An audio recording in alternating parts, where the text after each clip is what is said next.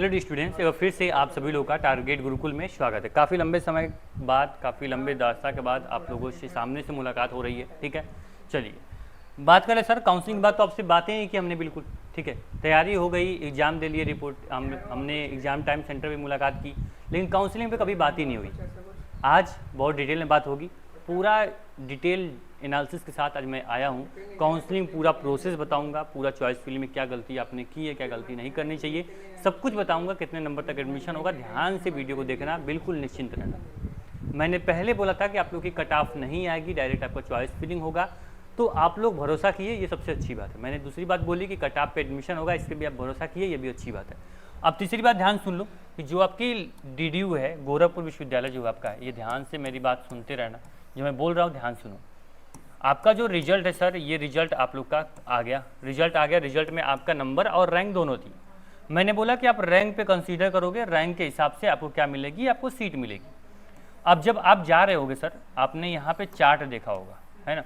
जब आप यहाँ पे चार्ट देख रहे हो तो यहाँ पे सर OBC लिखा होगा, OBC, यहाँ पे आपको जनरल यानी अनरिजर्व लिखा होगा, UR लिखा होगा, है ना। चलो जनरल को UR भी हम कर लेते हैं, ठीक। यहाँ पे आपको SC, फिर ST, मतलब इस प्रकार से आपको EWS, सबकी आपकी पूरी यहाँ पे डिटेल दी गई है। चार्ट जब आप चॉइस फिलिंग करने गए होगे, पूरा सीट का ब्यौरा दिया गया है।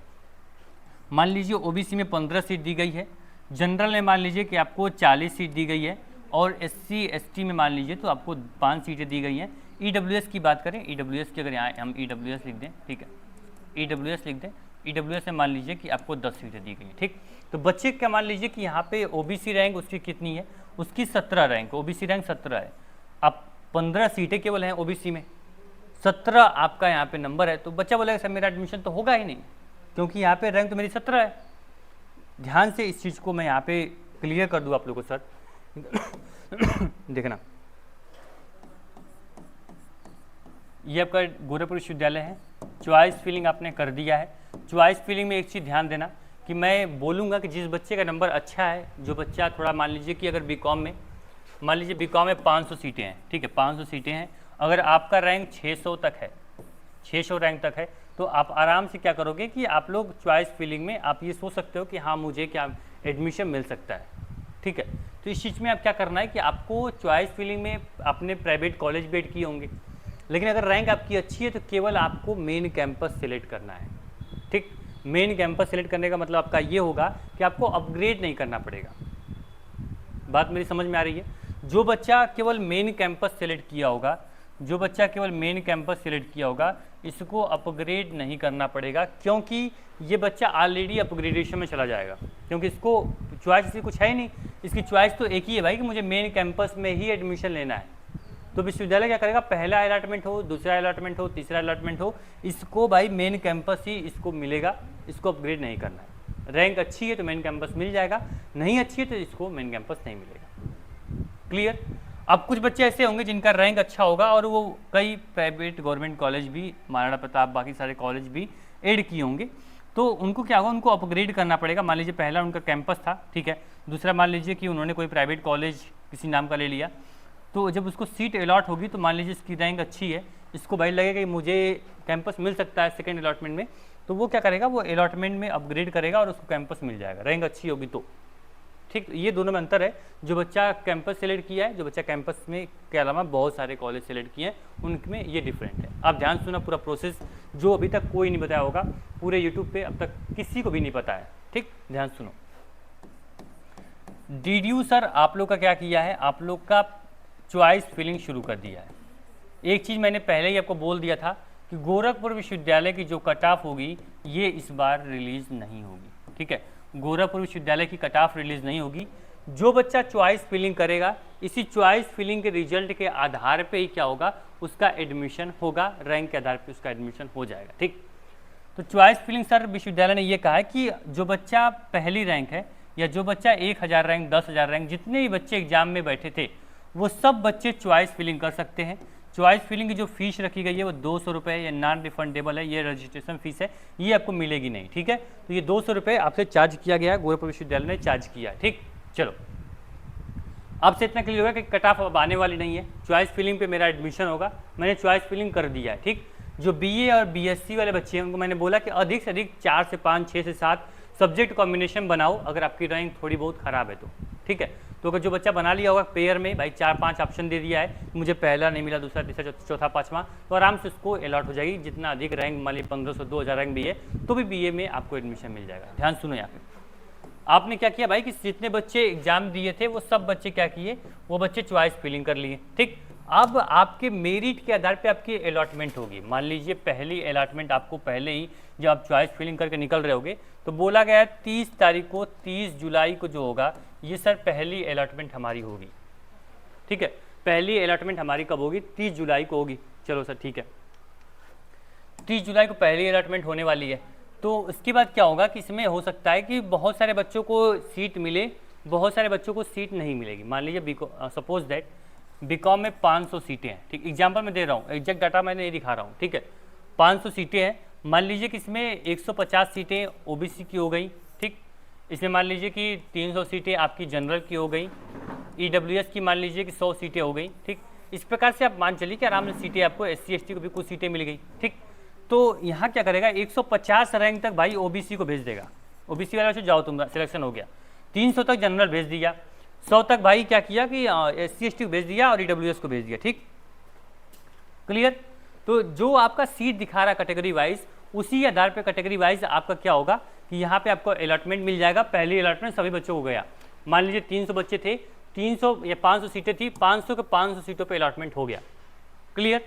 अब क्या होगा कि बच्चा क्या करेगा, 500 के 500 बच्चा तो एडमिशन लेगा नहीं, आप भी जानते हो हम भी जानते हैं, हर साल का ये नियम रहा है कि 500 में से मान चलो कुछ बच्चे लखनऊ विश्वविद्यालय में चले जाएंगे, कुछ बच्चे महात्मा गांधी काशी विद्यापीठ में जाएंगे, कुछ बच्चे CUT का एग्जाम अभी रिजल्ट नहीं आया, कुछ बच्चे रिजल्ट आने के बाद सीट छोड़ के भाग जाएंगे, ठीक है। लखनऊ गोरखपुर वहाँ चले जाएंगे, BHU या फिर AU या फिर DU, ठीक है, JNU। तो ये सीटें क्या होंगी, इसमें से मान लीजिए सपोज दैट 300 बच्चों ने अपना अलॉटमेंट फीस जमा कर दी। आपको बोला गया अलॉटमेंट जब पहली अलॉटमेंट होगी तो आपको 1 से 2 दिन के अंदर क्या करना है, आपको अलॉटमेंट फीस जमा कर देनी है, यानी एडमिशन फीस जमा कर देनी है, जिससे कि आपकी सीट लॉक कर दी जाएगी, ठीक। मान लीजिए 300 बच्चों ने अपनी सीट लॉक कर ली, 200 सीट अभी भी खाली है, 200 सीट ने बच्चों ने फीस पेमेंट नहीं किया और फीस पेमेंट की लास्ट डेट खत्म हो गई। उसके बाद ये 200 सीट चली जाएगी सेकेंड अलॉटमेंट के लिए, ठीक है। अब भाई विश्वविद्यालय बोलेगा कि सेकेंड अलॉटमेंट करो, इन 200 सीट को भरो, ठीक है।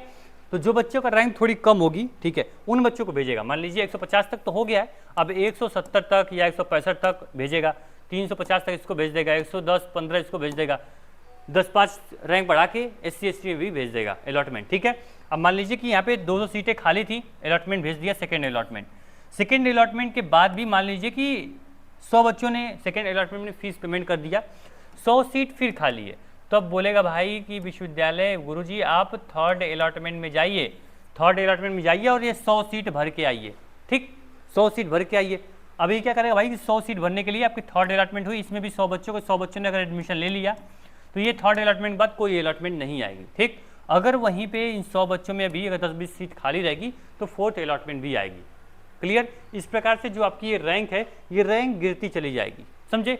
तो इस प्रकार से आप डिफरेंट निकाल सकते हो। आप बोलोगे सर कि कितनी सीटें भर रही हैं, कितनी सीटें खाली हैं, विश्वविद्यालय उसका डाटा देता है, अगर डाटा मिलता है हमें हर साल मिलता है, इस बार में मिलने के चांसेस है, मिलेगा तो बताएंगे भाई कि अगर आपके चांस है तो आप थोड़ा इंतजार करें सेकेंड अलॉटमेंट थर्ड अलॉटमेंट तक, एकदम आप निश्चिंत रहें, ठीक। चलिए क्लियर हो गया। एक चीज़ सर ये सुनना कि जब आप लोग क्या करोगे, सर एक चीज़ बता दूं यहाँ पे, देखो एक आता है अपग्रेड का ऑप्शन आपको दिया गया है, ठीक। बोला गया कि जो बच्चा अपग्रेड करेगा उसको पहले कंसीडर किया जाएगा। तो बच्चे काफ़ी यहाँ पे गुमराह हो चुके हैं। 150 रैंक आपकी है, ठीक। विश्वविद्यालय ने मान चलिए कि 150 रैंक तक आपको क्या किया, प्राइवेट कॉलेज अलॉट कर दिया, ठीक है। अगर आप लोग को 100 यहाँ पे 100 सीटें हैं, 150 पे आपको क्या किया, अलॉटमेंट कर दिया, सीट खाली नहीं है और आप अपग्रेड करते हो तो भाई आपको सीट नहीं मिलेगी। अगर आपकी रैंक अच्छी रहेगी तभी अपग्रेड करने में विश्वविद्यालय मिलेगा, रैंक अच्छी नहीं होगी तो आपको अलॉटमेंट करने पर कोई भी फायदा नहीं मिलने वाला है। अगर आपकी रैंक अच्छी है, आपको लगता है कि हाँ भाई मेरा एडमिशन हो सकता है, मुझे प्राइवेट कॉलेज गलती से मिल गया, तो फिर आप अपग्रेड की तरफ जा सकते हो। क्लियर। चलिए ये भी क्लियर हो गया। थर्ड चीज़ सर ये है, बता दिया आपको क्लियर। एक चीज़ और मैंने नोटिस की थी, हाँ डॉक्यूमेंट की, कि आप लोग का जब यहाँ पे प्रोसेस में बता रहा हूँ, यहाँ पे आपने क्या किया कि आपने पूरा फीस पेमेंट कर दिया, सब कुछ कर दिया, ठीक है। तो आपके लिए विश्वविद्यालय बोलेगा सर कि 2 से 3 दिन टाइम देगा आपसे, 2 से 4 दिन 5 दिन एक डेट देगा कि BA BCom BSCL बच्चों अपने डॉक्यूमेंट को लेकर आओ, और डॉक्यूमेंट वेरिफिकेशन के लिए आपको कैंपस आना पड़ेगा। अगर आपको प्राइवेट कॉलेज मिला है, गवर्नमेंट कॉलेज मिला है, तो आपको कॉलेज में जाके अपना अलॉटमेंट करना पड़ेगा, अपना डॉक्यूमेंट वेरिफिकेशन करवाना पड़ेगा। क्लियर? तो ये पूरा प्रोसेस है, पूरा सिस्टम है जो मैंने आपको अंदर की बात बताई है, कैसे अलॉटमेंट होने वाला है। ठीक, तो बिल्कुल भी धैर्य मत छोड़ना आप लोग। रैंक आपकी थोड़ी हाई है, एवरेज है, तो आप लोग को सेकेंड, थर्ड, फोर्थ अलॉटमेंट तक आपको वेट करना है। क्लियर? उम्मीद करेंगे वीडियो काफ़ी आपके लिए हेल्पफुल रहने वाली है। कोई भी किसी प्रकार की दिक्कत होगी, टारगेट गुरुकुल हमेशा आपके साथ होगा, कहीं से कोई दिक्कत आपको नहीं होगी। ठीक, thank you so much. Description box check करना, व्हाट्सएप ग्रुप है, ग्रुप से जुड़ जाओगे तो हर अपडेट आपको मिलती रहेगी। Thank you.